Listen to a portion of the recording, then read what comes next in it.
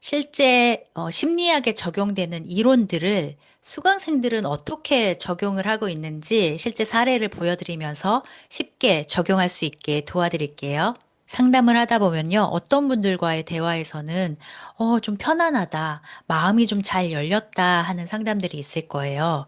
사실 그 뒤에는 아주 작은 심리 원리가 하나 숨어 있습니다. 바로 유사성에 대해 이야기를 해볼 거예요. 사람들은요, 본능적으로 나랑 비슷하다라고 느꼈을 때 안전하다라고 생각을 합니다. 그리고 이 안정감은요, 빨리 마음을 열게 되고 호감과 신뢰로 연결이 되면서 동의율 상승이라는 결과를 가져오게 됩니다. 심리학 실험에서요, 면접관들을 대상으로 이런 심리 실험을 했어요. 우리 회사에 어떤 사람을 뽑을지 면접관들한테 질문을 했더니 우리 회사에 맞는지 실력을 볼 거야 라고 말했던 그 대답들이 대부분이었다라고 해요.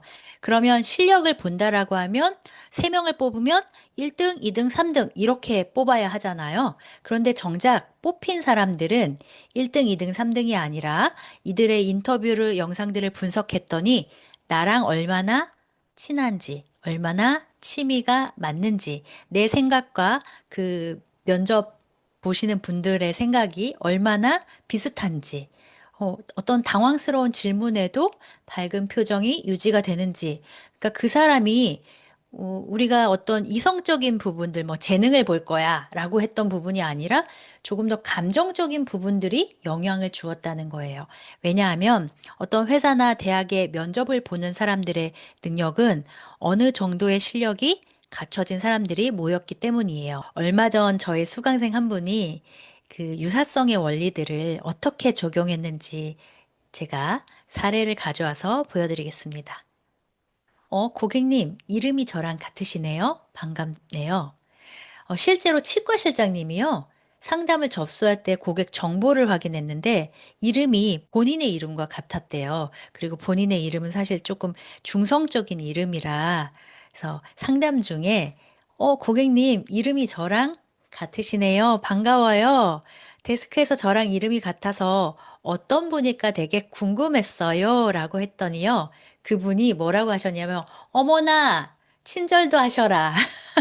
라고 하고 분위기가 되게 좋았다라고 합니다. 그리고 설명을 하고 자연스럽게 동의로 연결이 됐다라고 하는데요. 사실 실장님이 한 건 아무것도 없어요. 그런데 이름이 같다는 이유 하나만으로 친절한 사람이 돼버렸습니다. 그리고 또 다른 치과 실장님은요, 이 유사성을 어떻게 적용했나 보면요. 어머, 오징어 저도 좋아하는데.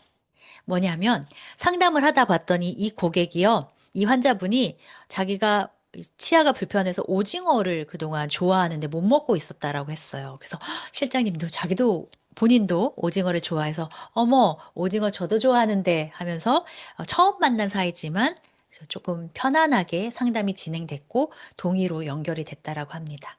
그리고 또 다른 피부과 실장님은요.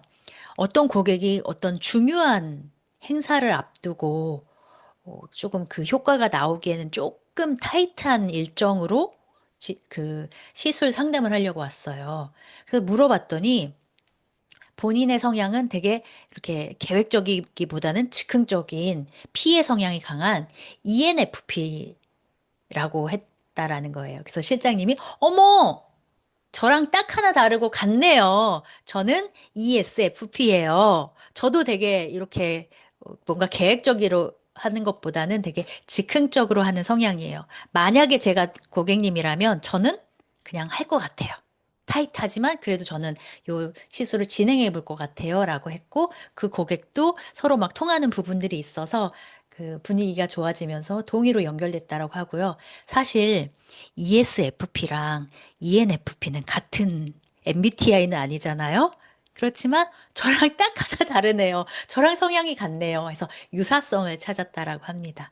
물론 이 한 줄 유사성으로만은 동의로 바로 연결된 건 아니고 또 전체적으로 다 잘했기 때문에 그랬겠죠.